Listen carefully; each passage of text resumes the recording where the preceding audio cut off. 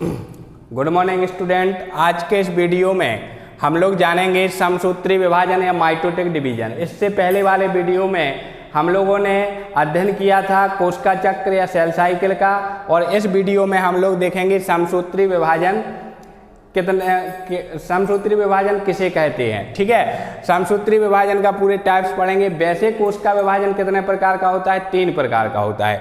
कौन कौन? एक समसूत्री विभाजन होता है, एक अर्धसूत्री विभाजन होता है, ठीक है, एक आसूत्री विभाजन होता है। तो अभी अपन क्रमबद्ध तरीके से इनका अध्ययन करेंगे। इसमें अपन समसूत्री विभाजन देख लेते हैं। माइटोटिक डिवीजन किसे कहते हैं? जब कोई कोशिका एक कोशिका विभाजित होकर के 2 कोशिकाओं का निर्माण करे। जब कोई कोशिका विभाजित होकर के 2 कोशिकाओं का निर्माण करे जिनमें गुणसूत्रों की संख्या अपने मात्र, ये जो कोशिका जो विभाजन में भाग लेती है इसको हम जनक कोशिका कह सकते हैं, या हम इसको पैतृक कोशिका भी कह सकते हैं। क्या कह सकते हैं? पैतृक कोशिका कह सकते हैं इसको, या हम इसको जनक कोशिका भी कह सकते हैं। ठीक है, जो विभाजन में भाग लेती है। पेरेंट सेल इसको बोलेंगे। इसको क्या बोला जाएगा? Parent cell. और यह कोशिका विभाजित होकर के जो कोशिका बनाती है उनको हम संतति कोशिका कहते हैं। क्या कहते हैं? संतति कोशिका, या हम इसको पुत्री कोशिका भी कह सकते हैं। ठीक है, ये क्या बनती है? तो इसको हम डॉटर सेल के नाम से जानते हैं, डॉटर सेल। पैतृक कोशिका या पेरेंट सेल, ठीक है, में जब विभाजन हो, एक कोशिका से 2 कोशिकाओं का निर्माण हो, 2 संतति कोशिकाएं बने, 2 पुत्री कोशिकाएं बने, या हम इन्हें डॉटर सेल कहते हैं, जिनमें गुणसूत्रों की संख्या कितनी हो? पैतृक के समान। और पैतृक कोशिका हमेशा कैसी होती है? 2n होती है। 2n का मतलब है द्विगुणित होती है। जो भी गुणसूत्र होते हैं वो जोड़े में होते हैं। तो पैतृक कोशिका पेरेंट सेल कैसी होती है? 2n होती है। और जब इसमें समसूत्री विभाजन होता है तो 2 कोशिकाएं तो बनती हैं, लेकिन इनमें भी गुणसूत्र उतने ही आते हैं जितने की पैतृक कोशिका में होते हैं गुणसूत्र। ठीक है, तो आप ये समझ गए होंगे। सम माने समान, सूत्री माने धागे, सूत्र, ठीक है, गुणसूत्र और विभाजन। तो जब एक पैतृक कोशिका से 2 संतति कोशिकाएं बने जिनमें गुणसूत्र जनक कोशिका के या पैतृक कोशिका के समान हो, तो हम ऐसे विभाजन को क्या कहते हैं? समसूत्री विभाजन कहते हैं। फिर से एक बार परिभाषा आप समझ लें। जब जनक कोशिका या पैतृक कोशिका में विभाजन हो और 2 संतति कोशिकाएं में का निर्माण हो जिनमें गुणसूत्र की संख्या किसके समान हो? पैतृक या जनक कोशिका के भी ही समान हो, तब हम उसे समसूत्री विभाजन कहते हैं। अब जो समसूत्री विभाजन है, समसूत्री विभाजन का अपन पूरा यहाँ डायग्राम समझेंगे किस प्रकार होता है। पहले किसका विभाजन होता है, फिर किसका। तो जो समसूत्री विभाजन है इसको अपन इस टाइप से कर सकते हैं। समसूत्री विभाजन में पहले केंद्रक विभाजन होता है। क्या आता है? केंद्रक विभाजन। ठीक है, और फिर आता है इसमें कोशिका द्रव्य विभाजन। पहले क्या आता है?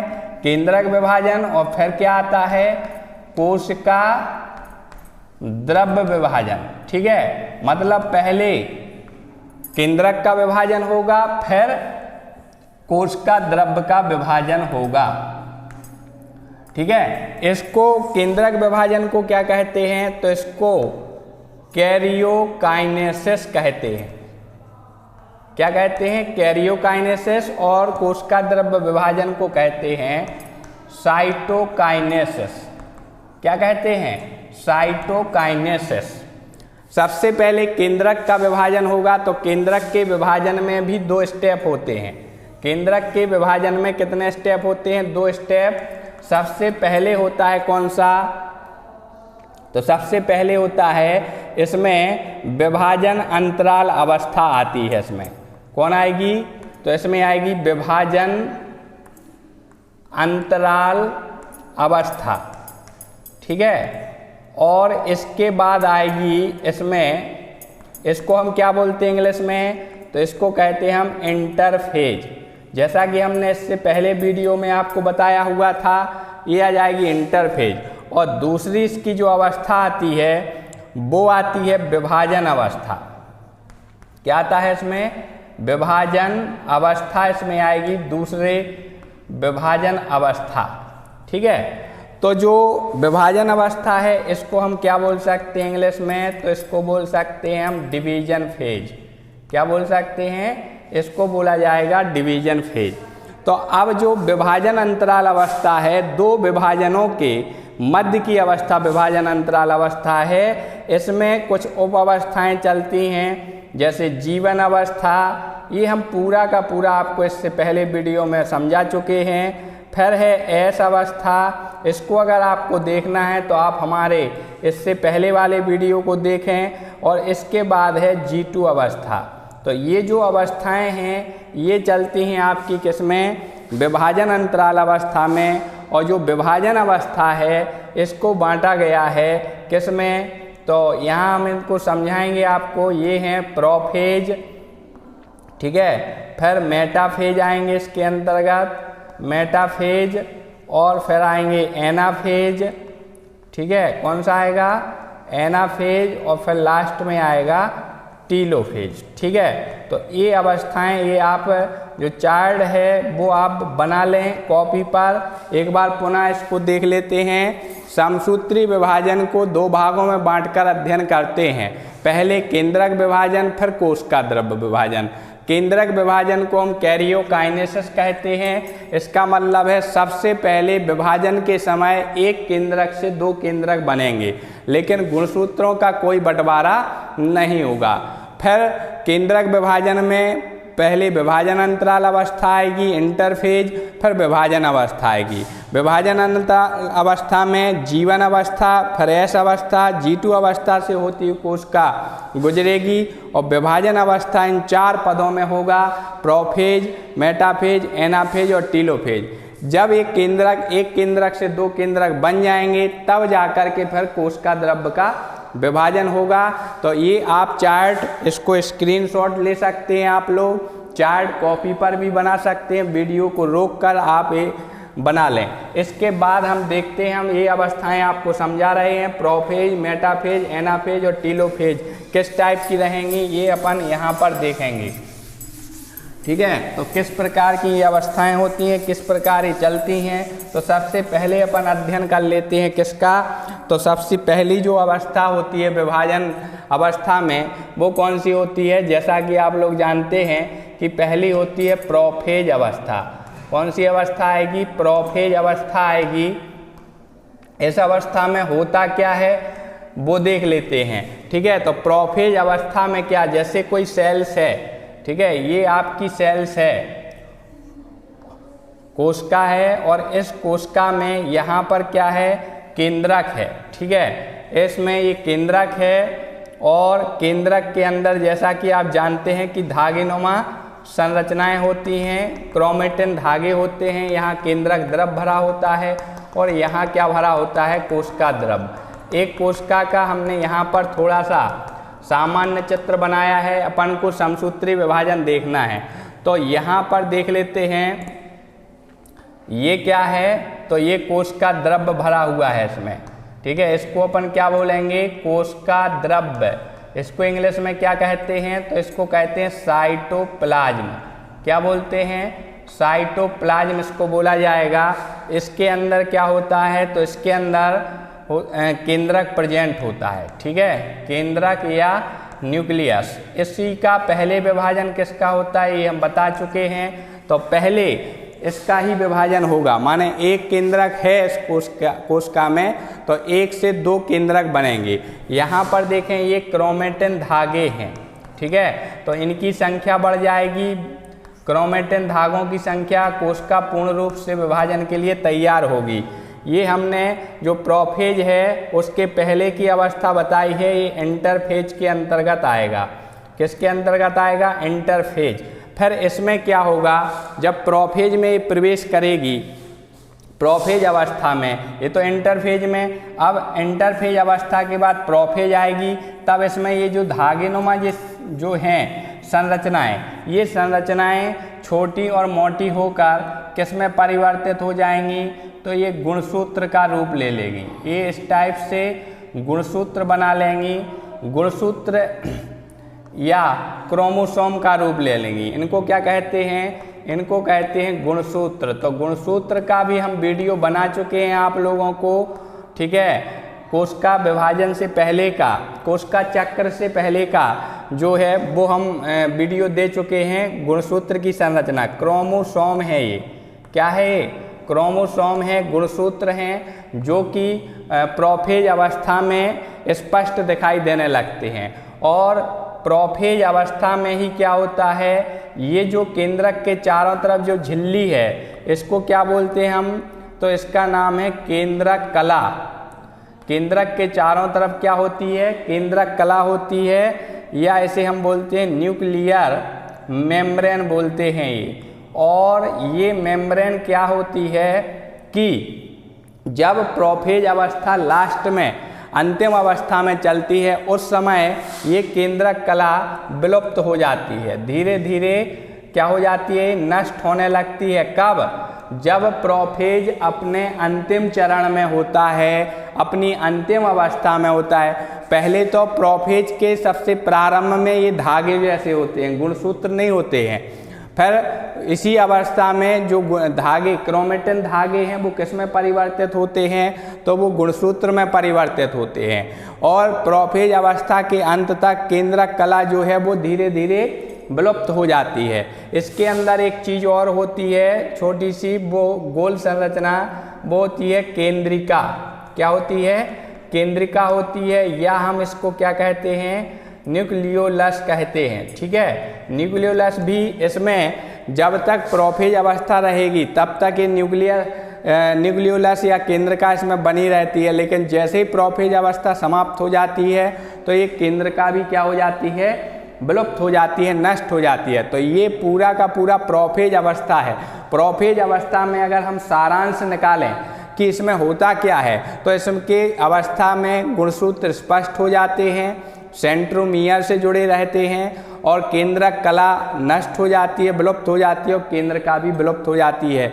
ये कौन सा है, तो ये प्रोफेज है। प्रोफेज के बाद जो अवस्था आती है वो देख लेते हैं। तो प्रोफेज के बाद जो दूसरी अवस्था आती है वो होती है मेटाफेज अवस्था। कौन सी, मेटाफेज अवस्था आती है इसके बाद, ठीक है। प्रोफेज के बाद कौन सी अवस्था आती है, मेटाफेज अवस्था आती है। और मेटाफेज अवस्था में क्या होता है, मेटाफेज अवस्था में ये कहाँ आ गए, ये जो केंद्रक कला जब समाप्त हो जाएगी तो ये कहाँ आ जाएंगे, गुणसूत्र, ये आ जाएंगे कोशिका द्रव्य में, ठीक है। तो इस प्रकार का चित्र बनेगा इसमें। ये यहाँ पर इस टाइप की संरचनाएं बनाएंगे।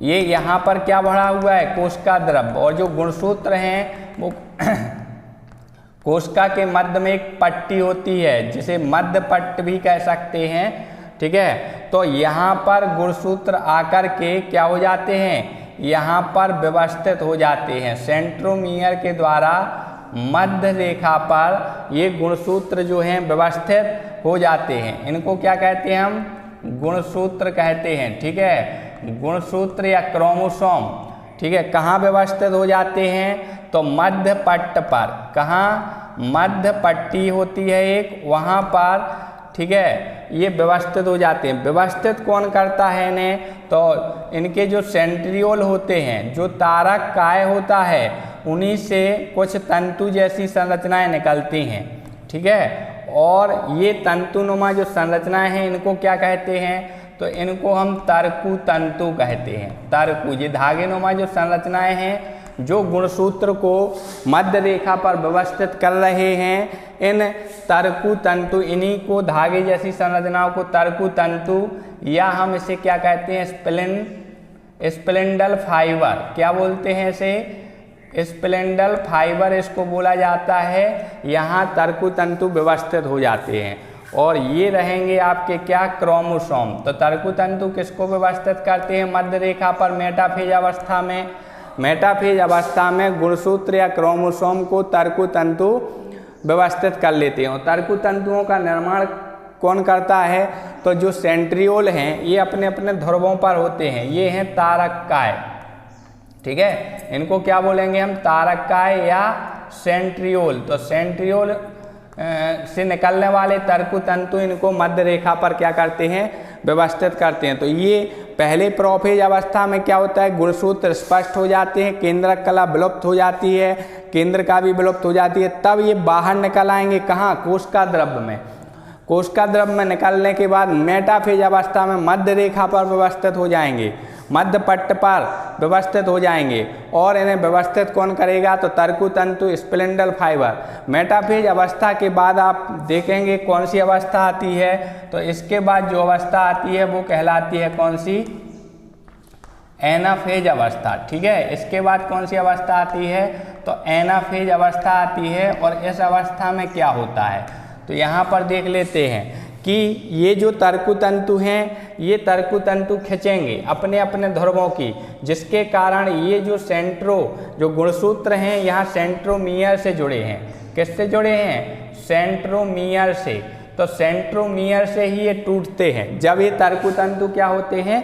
तर्कु तंतु सिकुड़ेंगे, ये सिकुड़ेंगे तो ये गुणसूत्र जो हैं वो सेंट्रोमियर से टूट जाएंगे। तो आधे माने इनका जो टूटा हुआ भाग है वो एक तरफ, और दूसरा एनाफेज अवस्था में यही चीज़ होती है कि ये गुणसूत्र सेंट्रोमियर से टूटकर अपने अपने ध्रुवों पर जाने लगते हैं। यहाँ हम क्या बनाएंगे? सेंट्रियोल बनाएंगे, ठीक है। और सेंट्रियोल से ये इस टाइप की जो गुणसूत्र हैं ये इस टाइप के जुड़े रहेंगे, ठीक है। सेंट्रोमियर वाले भाग से टूट जाएंगे और टूटने के बाद ये क्या होगा? इनका ये अपने अपने ध्रुवों पर जाने लगेंगे।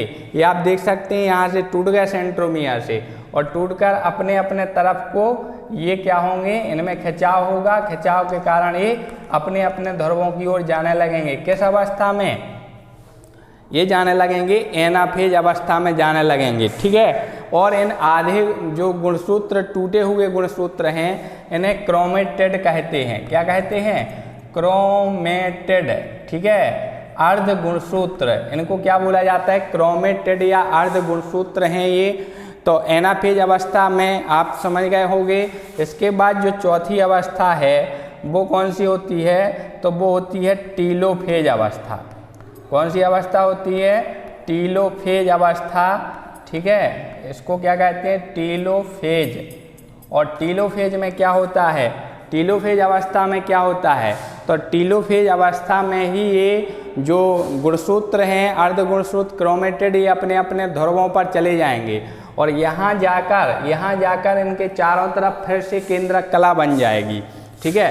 तो यहाँ पर ये इस टाइप की संरचनाएं बनाएंगे, ठीक है। और 1 से 2 ये क्रोमेटेड अपने अपने ध्रुवों पर चले जाएंगे और ये इस प्रकार केंद्रक कला का क्या कर लेंगे? निर्माण कर लेंगे, ठीक है। केंद्रक कला भी बन जाएगी और केंद्र का भी बन जाएगी। और जो गुणसूत्र पहुँचे वो पुनः किस अवस्था में? तो पुनः वो धागे जैसी संरचनाओं में क्या हो जाएंगे? परिवर्तित हो जाएंगे। मतलब केंद्रक कला इनमें बन गई है और ये इस टाइप से। तो ये किस अवस्था में होता है? केंद्रक कला का निर्माण पुनः किस अवस्था में होता है? टीलोफेज। तो आप देख सकते हैं कि ये क्या बन गया? ये केंद्रक बन गया। जब भी केंद्रक में केंद्रक कला, केंद्र का, क्रोमेटिन धागे सभी ज्यों के त्यों, तो टीलोफेज अवस्था में 1 से 2 केंद्रक बन गए। तो ये पूरी एक केंद्रक था ना इसमें प्रोफेज में, ये यहाँ तक जाते जाते कितने केंद्रक बन गए? 2 केंद्रक बन गए। तो ये क्या हो गया? केंद्रक विभाजन हो गया। एक केंद्रकों से 2 केंद्रकों के निर्माण की प्रक्रिया को केंद्रक विभाजन या कैरियोकाइनेसिस कहते हैं। इसके बाद फिर यहाँ क्या चलेगा? कोशिका द्रव्य विभाजन चलेगा, ठीक है। कौन सा विभाजन? यहाँ देख लेते हैं। केंद्रक विभाजन के बाद जो हमने चार्ट में आपको बताया था, ठीक है, तो कोशिका द्रव्य विभाजन यहाँ पर चलेगा। कौन सा विभाजन चलेगा?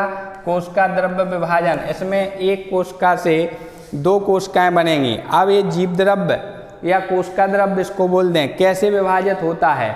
तो दोनों में जंतु कोशिकाओं में और पादप कोशिकाओं में अलग अलग होता है। अगर पादप सेल्स है तो इनके बीच में एक पट्टी बन जाती है जिसे हम कोशिका पट्ट कहते हैं, ठीक है। यहाँ क्या कहते हैं? इसको हम इसको हम कहते हैं कोशिका पट्ट, ठीक है, या हम कोशिका पट्ट बोलेंगे, या हम इसको क्या बोलेंगे, सेल प्लेट बोलेंगे। क्या बोलेंगे, सेल प्लेट। तो सेल प्लेट या कोशिका पट्ट जब बनती है, किस में बनती है, ये पादप कोशिका में बनती है। और पादप कोशिका में बनने के बाद एक कोशिका से दो कोशिकाओं का, यहाँ आगे जाकर कितनी कोशिकाएं बन जाएंगी, इससे दो कोशिकाएं बन जाएंगी, और दोनों कोशिकाओं में एक एक केंद्रक भी आ जाएगा। दोनों कोशिकाओं में क्या आ जाएगा, एक एक केंद्रक। एक किसमें होता है, तो ये होता है पादप कोशिकाओं में। इस प्रकार आप यहाँ पर देख सकते हैं कि यहाँ पर एक कोशिका से दो कोशिकाएं बन गई हैं, ठीक है। एक कोशिका से कितनी कोशिकाएं बन गई, दो। किसके कारण, कोशिका पट्ट के कारण कोशिका द्रव्य का विभाजन हो गया। लेकिन अगर यही कोशिका जंतु कोशिका है, ठीक है, तो जंतु कोशिका में कोशिका विभाजन कैसे होता है वो समझ लें। तो जंतु कोशिकाओं में, जैसे ये जंतु कोशिका है, इसमें दो केंद्रक बन गए हैं, एक यहाँ पर है, एक यहाँ पर, दो केंद्रक बन गए हैं, तब इसमें भी विभाजन होगा जंतु कोशिका में, एनिमल सेल में। तो किस प्रकार विभाजन होगा वो देख लें आप लोग, ठीक है। तो इसमें होता है खांच के द्वारा। इसमें ये नहीं बनेगी, कोशिका पट्ट नहीं बनेगी जंतु कोशिकाओं में। कोशिका द्रव्य का जब विभाजन होता है तो इसमें क्या होता है, इसमें एक कोशिका से दो कोशिकाएं यहाँ पर कैसे बनेगी, तो इनकी जो ये कला है, ये अंदर की तरफ एक खांच बना लेगी। क्या बना लेगी, अंदर की तरफ एक खांच बना लेगी, ठीक है। ये इस टाइप की खांच बना लेती है, इसको कहते हैं कोशिका खांच।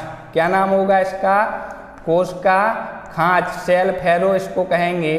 तो एक गड्ढा टाइप का बना लेगी कोशिका खांच, और ये जो कोशिका खांच है, सेल फैरो है, ये बढ़ती जाएगी और आपस में मिल जाएगी। इस प्रकार एक कोशिका से दो कोशिकाओं का क्या होगा, निर्माण हो जाएगा, और प्रत्येक कोशिका में एक एक क्या पहुंच जाएगा, तो एक एक केंद्रक दोनों ही कोशिकाओं में पहुंच जाता है। इस प्रकार एक कोशिका से दो कोशिकाएं बन जाती हैं, ये जंतु कोशिका में। देखो, कोशिका द्रव्य का विभाजन दोनों में अलग अलग होता है। पादप कोशिका में कोशिका पट्ट से विभाजन होगा, और जंतु कोशिका में कोशिका खांच के द्वारा। अब जो समसूत्री विभाजन है, इसका क्या महत्व है हमारे शरीर में। जो समसूत्री विभाजन होता है, ठीक है, ये आप लोग चित्र बना लें, अपनी कॉपी पर नोट कर लें, ठीक है। और इसका स्क्रीनशॉट लेना चाहो तो स्क्रीनशॉट भी आप ले सकते हो। आपकी बुक में भी चित्र बने हुए हैं, ठीक है। तो आप चित्र वहाँ पर, अगर आपको समझ में नहीं आते हैं बुक में, तो आप हमारे द्वारा जो चित्र बनाए गए हैं इनसे बना सकते हैं चित्र। और समसूत्री विभाजन का अपन महत्व समझ लेते हैं, सिग्निफिकेंस क्या होते हैं। तो सबसे पहले तो इससे एक कोशिका से दो कोशिकाएं, लास्ट में क्या बन रही, दो कोशिकाएं। तो एक से दो कोशिकाएं बनती हैं जिनमें गुणसूत्र मात्र या जनक कोशिका के ही समान होते हैं, गुणसूत्र में कोई कमी नहीं आती है, ठीक है। दूसरा इसका क्या महत्व है कि यह हमारे शरीर में कहाँ होता है, तो समसूत्री विभाजन हमारे शरीर में दैहिक, या इसको हम कहते हैं कायिक, ठीक है, या इसको हम कहते हैं शारीरिक, ठीक है। क्या, शारीरिक। तो दैहिक या सोमेटिक भी बोल सकते हैं, इसको क्या बोल सकते हैं, सोमेटिक। तो सोमेटिक सेल माने जो दैहिक कोशिकाएं होती हैं उनमें ये विभाजन होता है। समसूत्री विभाजन किन में होता है, दैहिक या कायिक कोशिकाओं में होता है। सोमेटिक सेल्स में, शारीरिक कोशिकाओं में होता है, ठीक है। इसके अलावा इस विभाजन से क्या होता है, जैसे चोट लग गई या घाव हो गया, तब क्या होता है, हमारी वहाँ की चोटग्रस्त भाग की कोशिकाएं बार बार लगातार क्या करती हैं, विभाजन करती हैं। जब भी बार बार विभाजन करेंगी तो घाव कुछ ही समय में भर जाएगा। तो ये मरम्मत का कार्य करती हैं, ठीक है, चोट भरने का, घाव भरने का काम करती हैं। तो शरीर के टूट फूट की भी ये समसूत्री विभाजन जो है, और शरीर के टूट फूट की भी, ठीक है, शरीर में वृद्धि भी इसी विभाजन के द्वारा होता है। एक छोटा सा शिशु है वो धीरे धीरे वयस्क में कन्वर्ट हो जाता है। क्यों? क्योंकि उसकी कोशिकाओं में समसूत्री विभाजन हो रहा है, 1 से 2, 2 से 4 कोशिकाएं बन रही हैं, जिसके कारण उसका शरीर बढ़ रहा है। तो शरीर में वृद्धि होती है, ठीक है, और मरम्मत होती है, क्षतिग्रस्त भाग की मरम्मत होती है। शारीरिक कोशिकाओं में ये विभाजन होता है, ठीक है। तो ये समसूत्री विभाजन के महत्व हुए, ठीक है। तो आशा करता हूँ आपको ये वीडियो पसंद आया होगा, ठीक है। आपको वीडियो पसंद आता है तो आप दोस्तों को शेयर करें, और कहीं भी आपको कोई भी डाउट अगर इसमें होता है, अगर डाउट, तो आप उसको कमेंट में लिखकर भेजिए, मैं उसका जवाब देने का प्रयास करूंगा। Thank you.